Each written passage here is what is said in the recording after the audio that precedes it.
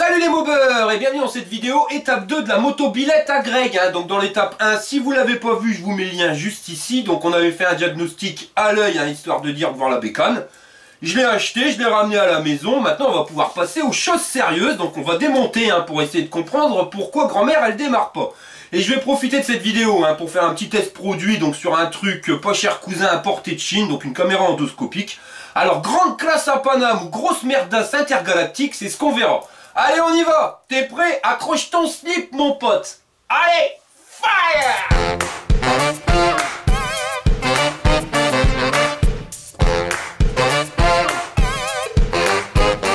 Avant de démonter le moulin, on va garder le meilleur pour la fin. Là, on va inspecter tout de suite le réservoir. Alors, on pourrait jeter son œil dedans, mais clairement, on voit que dalle. Ça s'arrête juste ici, et à 99% des cas, quand le réservoir il est pourri, c'est au fond. Donc on va se servir d'une caméra endoscopique, un truc que j'ai eu pour moins de 20 balles sur AliExpress. Alors je m'en suis jamais servi. Je l'ai raccordé vite fait l'autre jour sur le téléphone pour être sûr que ça marche du premier coup. J'ai fait un test vite fait sous le canapé. Clairement on voyait pas grand chose. Je crois que c'est un truc qui sent la vaseline. Mais bon, on va tester dans le réservoir. Bon, c'est pas compliqué à installer. Tu mets le bidule dans le machin, tu cliques et tu cliques encore. Et voilà, ça fonctionne. Alors ils ont mis un petit potentiomètre ici, ça c'est pour la lumière, alors soit vous en mettez pas, soit vous réglez petit à petit, vous voyez, c'est graduel. Bon à première vue ça a l'air pas mal quand même, mais bon, on va voir dans le réservoir. Ouais, c'est quoi ce bordel? Il y en a qui regardent la vidéo, même pas qui sont abonnés, faut s'abonner les mecs. Alors tu prends ta main plein de doigts là, et tu cliques sur le bouton s'abonner. Puis tu cliques aussi sur la cloche, comme ça tu seras prévenu quand il y aura une vidéo. Allez, ciao! Bon allez, c'est parti, donc je le mets dedans, là on va allumer un petit peu la lumière. Ah si, c'est pas mal quand même. Donc là il y a des traces de rouille, mais bon, c'est pas énorme, puis ça c'est le haut du réservoir, mais on va essayer de descendre le plus loin possible.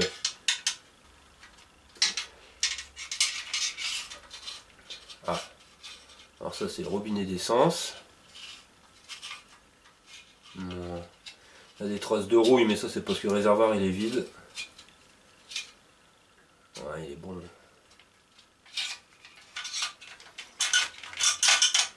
Bloqué dedans ce con. Oh. Ça que dingue, boubou! Quelle connerie. Oh, ça reste propre. Garantie.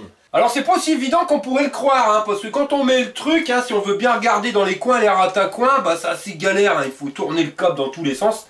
Mais bon, il a l'avantage quand même d'être assez rigide, donc on peut le mettre, lui faire prendre les formes qu'on veut. Mais voilà, ça se fait pas en 2 minutes, il faut quand même bien galérer, mais quand on arrive à choper des belles images, et là on s'aperçoit que finalement son réservoir il présente des traces de rouille, mais c'est juste superficiel, il n'y a rien de perforant. On remet de l'essence, on fait une centaine de kilomètres et tout est nickel. C'est pour ça qu'il faudra quand même penser à mettre un filtre à essence.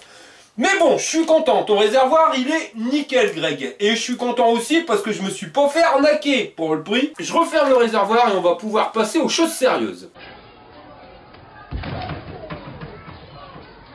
Et je tenais à rebondir aux commentaires de certains qui m'ont mis sur la première vidéo. Alors bravo les gars, vous avez l'œil affûté parce que vous m'avez parlé du câble de starter.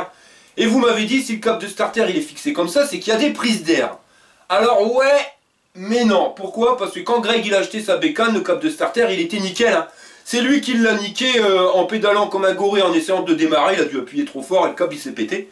Donc il nous a fait une super fixation à la Mendes Walligen choucroute, mais avant c'était nickel. Alors je vais faire un petit explique site pour celui qui ne comprendrait pas. Donc quand il y a une prise d'air, donc c'est une fuite, il y a de l'air qui rentre d'un peu partout au niveau du moteur. Donc pour fonctionner le moteur il a besoin d'un certain pourcentage d'air et un certain pourcentage d'essence. S'il y a des fuites, donc des entrées d'air, il y aura automatiquement plus d'air, donc le pourcentage d'essence il sera plus bas. Ce qui fait qu'on n'est plus sur le bon pourcentage et le moteur il tourne pas rond, on va dire qu'il ratatouille. De toute façon ça vous le voyez, quand vous êtes à fond avec votre bécane et que le moteur il fait... Voilà, vous voyez je fais bien le moteur. Et que vous mettez un coup de starter et que le moteur il tourne mieux, et c'est tout simplement parce que vous avez soit un gicleur qui est trop petit, mais si vous n'avez pas la panne avant, je vois pas pourquoi le gicleur il aurait rétréci. Soit vous avez un problème de prise d'air, parce que quand vous activez le starter, lui, le clapet, il va venir boucher plus ou moins l'entrée d'air du carbu, donc vous envoyez moins d'air. Comme il y a de l'air qui vient d'un peu partout, on remonte le niveau d'air, vous voyez, qu'on arrive à avoir un pourcentage grosso merdo à peu près bon pour faire tourner le moteur. Bon allez, on est parti pour un démontage du moulin. Et au niveau de ta courroie, Greg, tu l'as changé, mais je crois que t'en as mis une un petit peu trop longue. Voilà, elle flotte, hein. Ça risque de créer des problèmes au démarrage.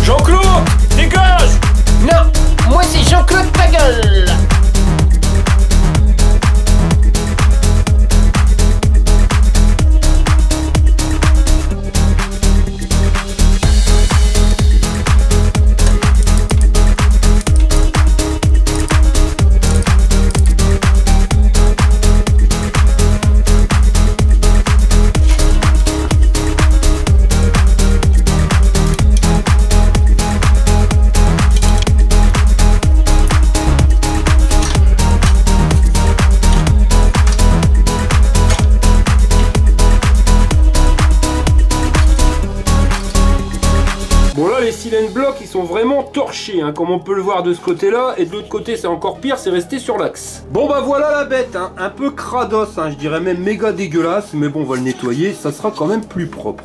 Mais ça on fera ça après.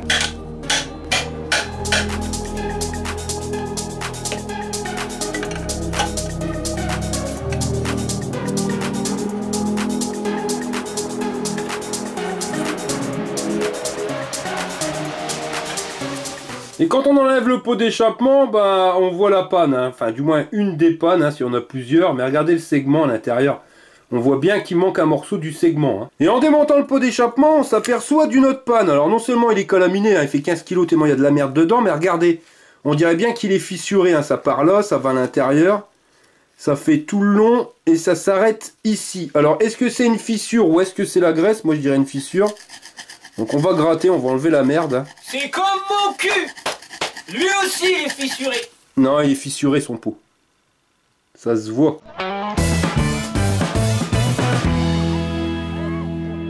Moi je suis en train de péter une barre les gars, parce que Johnny vient de repartir. Hein. En clair Johnny, hein, on avait déjà fait sa mobilette, hein, je vous mets le lien juste ici. C'est le pote à Greg, et ils sont 4 potes à vouloir partir en road trip, donc je vais me taper les 4 mobilettes avant qu'ils partent dans leur road trip. Le truc c'est que le pot d'échappement on va essayer de le refaire, donc en méthode pas cher cousin. Donc il me donne un coup de main, hein. Il est parti pour décalaminer le pot. Donc il est venu le récupérer, mais il m'a pas ramené que ça. Il m'a ramené un petit pot avec des bons becs et de la tisane dedans. Et il m'a dit c'est de l'huile de coude, mort de rire. Huile de coude. Alors regarde le truc, huile de coude 16W51, donc c'est 100% naturel. Accélère et simplifie les travaux manuels. Alors c'est recommandé par les meilleurs travailleurs. Alors ça contient quand même 78% d'énergie et 22% de volonté. Là, je claque une barre. Bon allez, on est parti pour un démontage du moulin.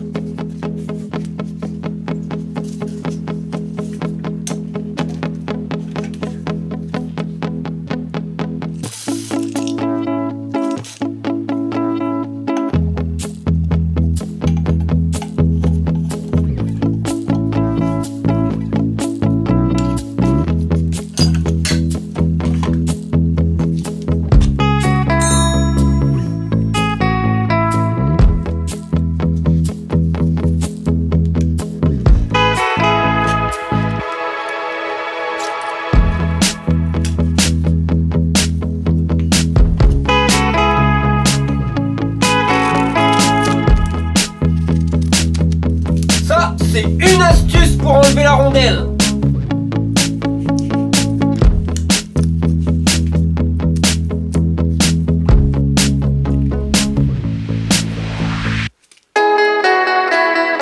Et ça, c'est une deuxième astuce pour enlever la rondelle.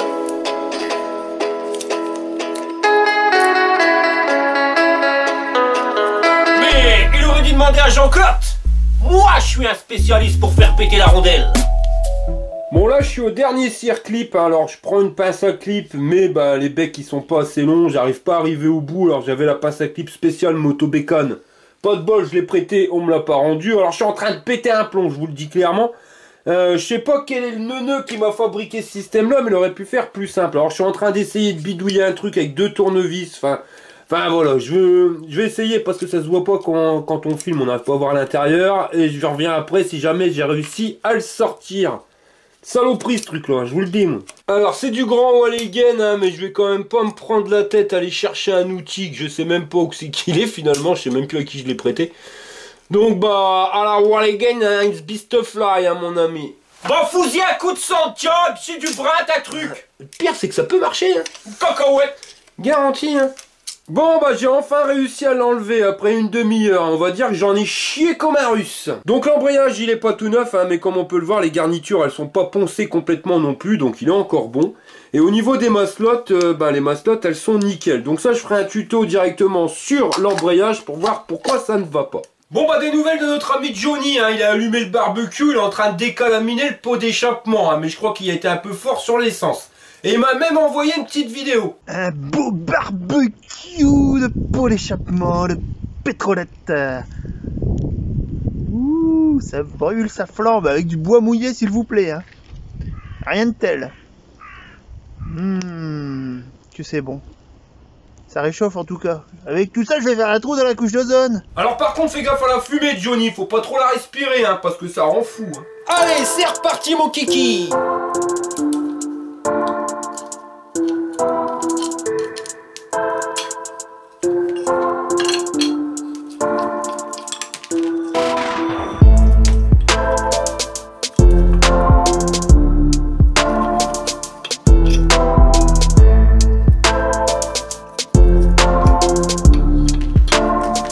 Bon bah là le moteur il est quand même bien crados, alors je vais aller le nettoyer, hein. Il fait noir dehors donc je vais pas filmer, hein. Mais bon comme d'hab je vais faire ça à la balayette à chiottes. Je viens de recevoir des petites nouvelles de notre ami Johnny. J'espère que ça va pas péter parce que ça brûle des deux côtés.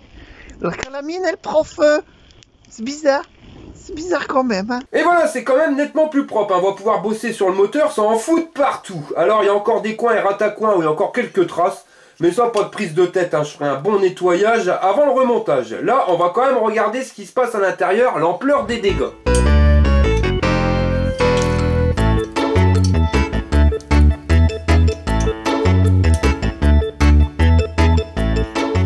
Au niveau des clapets, comme vous pouvez le voir, là on est nickel de chez nickel, hein, donc ils sont bien raplatis directement sur la base, d'un côté comme de l'autre.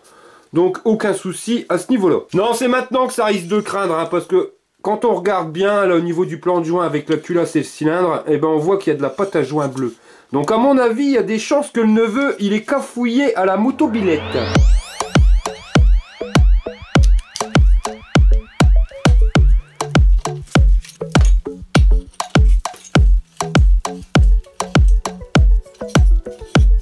Alors attention, tadam! Ouais alors là il y a un blême hein, parce qu'il nous a mis de la pâte à joint. Donc il a laissé le joint en alu, mais il a mis de la pâte à joint d'un côté du joint, mais pas de l'autre.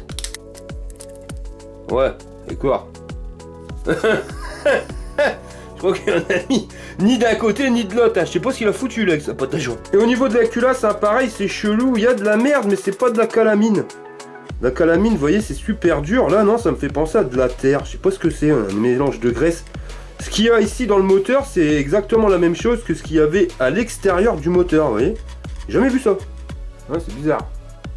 Et maintenant, on va regarder l'ampleur des dégâts au niveau du cylindre piston. Ouais, bon, le cylindre, il a quand même une belle rayure, hein. Là, faut être honnête, elle est bien profonde. Alors, je sais pas si on la voit en vidéo, elle est juste là. Mais ouais, là, c'est rayé de chez rayé. Ça doit être la segmentation. Quand elle a cassé, chlac. Bon, je vais démonter le piston, ça sera plus simple pour vous montrer.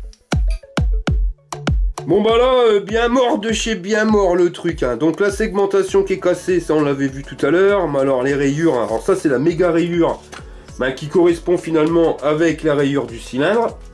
Et après on a plein de petites rayures un peu partout. Non, il est complètement mort son piston, mais mort de chez mort. Ici il y a eu un coup, pareil. Là, nickel aussi, c'est bien niqué. Non, il est complètement destroy. Vu la tronche de ton cylindre piston, Greg, je crois que t'es bon pour le remplacer. Hein. Madame, monsieur, bonjour. Nous interrompons votre programme pour ce flash spécial. En effet, il y aurait actuellement un empoisonnement à la fumée toxique dans la petite commune de Bruy-la-Bussière.